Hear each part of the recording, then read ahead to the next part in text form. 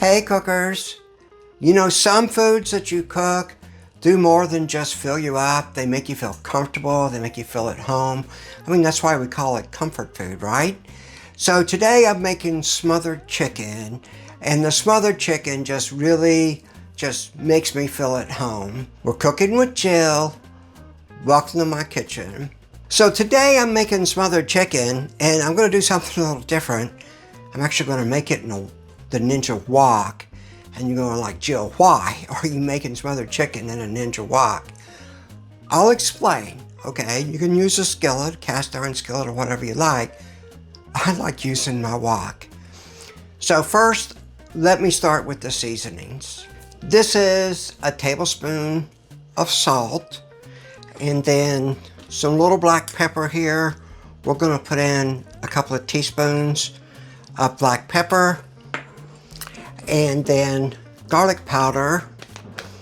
Put in a teaspoon, maybe 2 teaspoons of garlic powder, because you know me, I love garlic.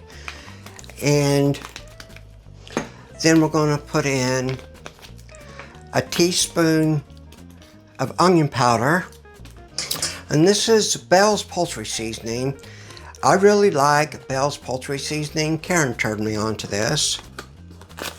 And I'm going to put in a teaspoon of Bell's Poultry Seasoning. Oh, I'm almost out. I use it a lot.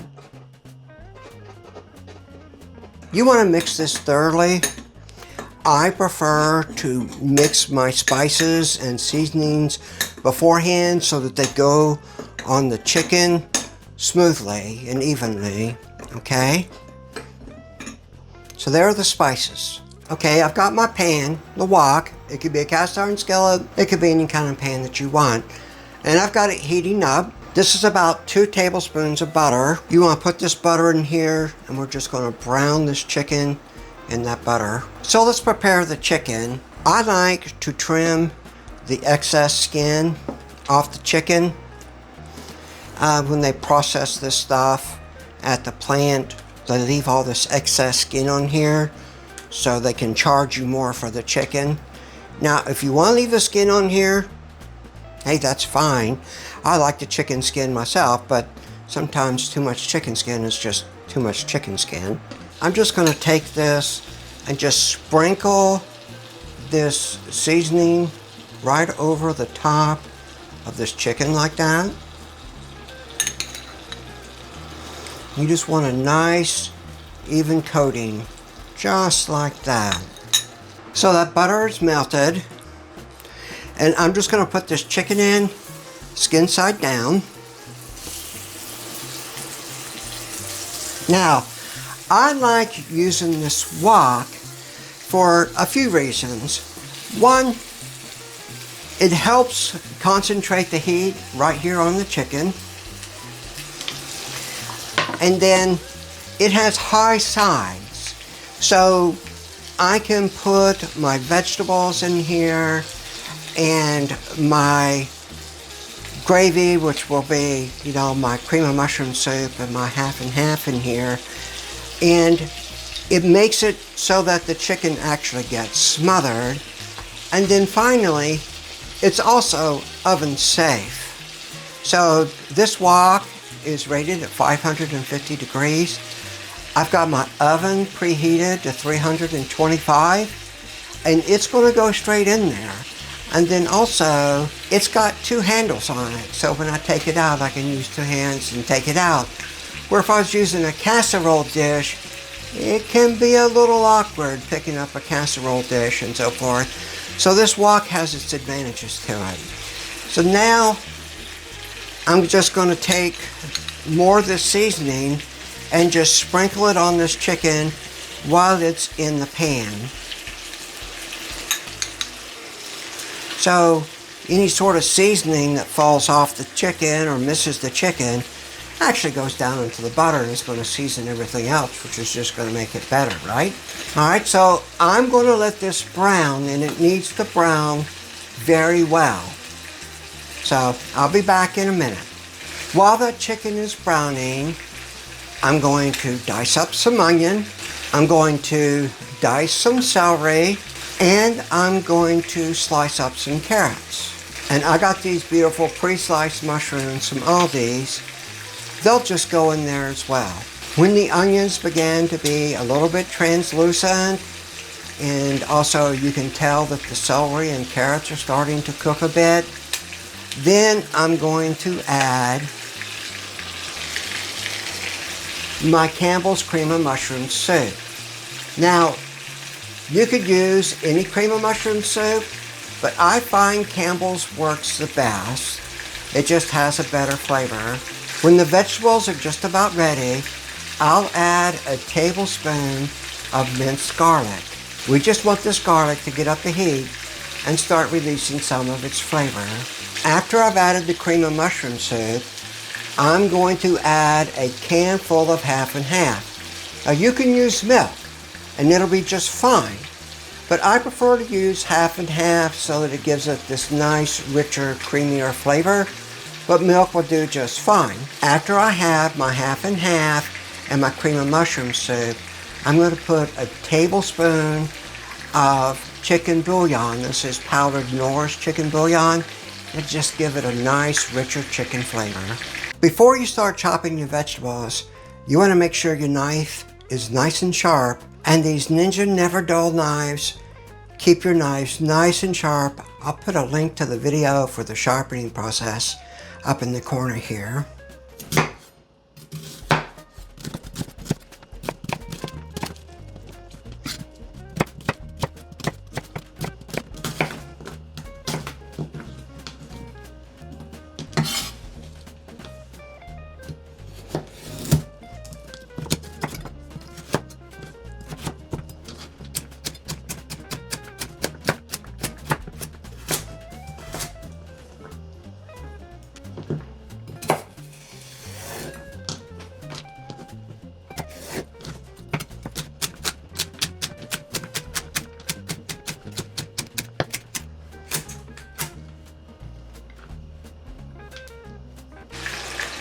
Let's check that chicken. That is nicely brown. That is exactly what we want.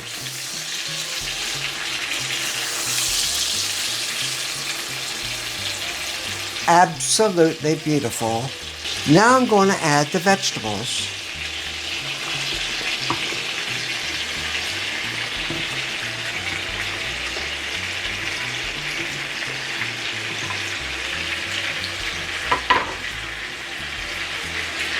Oh, looky there. Now those are starting to get done. They're starting to cook a bit. They're beginning to get translucent. So now I want to add this garlic in here. This garlic will give it a nice rich flavor. And it's time for the mushrooms.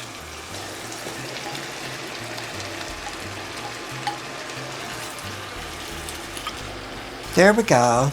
We'll just stir in these mushrooms, get them down in with this juices from the vegetables and the chicken. These mushrooms with the garlic is just going to be phenomenal. Yeah, stir that up in there a bit. And let these mushrooms cook just for a little bit. They don't need to cook a lot. They just need to cook just for about 2 or 3 minutes. Now that looks really good. Look at those vegetables. The mushrooms are starting to cook. I sauteed them just a little bit. They are really looking good. So now's the time to add the cream of mushroom soup. So this is your Campbell's cream of mushroom soup. I like to use this spatula so I can scrape the can well. Let's just fold that in. So now I'm just going to add a can full of half and half.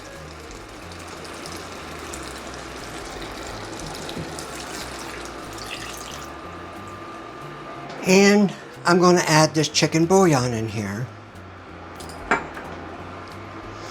And let's just get this all mixed up good together here. Now you see how loose this is right now? This will tighten up as it cooks. And see how that chicken is now smothered in there, where if you used the regular casserole dish, the chicken wouldn't be quite so smothered. So what we're trying to accomplish here right now is just to get this hot and let it get bubbling good. If this is good and boiling and simmering nicely, it will cook faster and more evenly in the oven. Alright, so that is bubbling nicely. Now I want to turn this chicken over so that it's skin side up.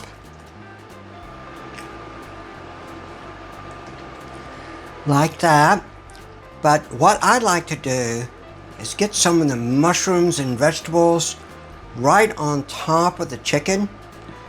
Okay, when this chicken browns with those mushrooms and everything on there, skin side up, it's going to have a nice little brown crunch on it. I want to taste this.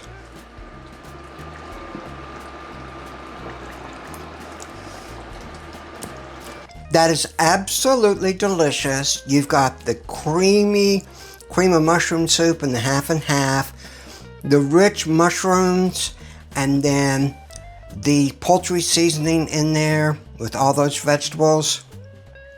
It's so good. So now I'm going to put this in the oven at 325 for about 45 minutes. This sauce and this gravy will tighten up and thicken up. The chicken will brown on top and it will turn nice and tender but not be dry. So I'll see you in a little bit. Look at this. Isn't that gorgeous? Look at this pretty brown on top here. That is going to be so flavorful. I normally serve this with white rice with some salt, pepper, and butter on it, or maybe some noodles. Look at that gravy.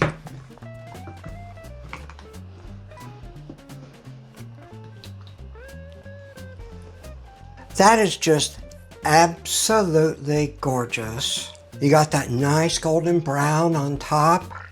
And let me cut this open. Oh my goodness. That is just so tender and juicy and flavorful. Now, if you don't like mushrooms, or someone in your family doesn't like mushrooms, you can just leave the mushrooms out. Use cream of chicken soup instead. So tell me what you do with your smothered chicken. Do you do anything different? Maybe throw green beans in there? Or broccoli? Or do you use cream of chicken soup instead of cream of mushroom? So, y'all have fun.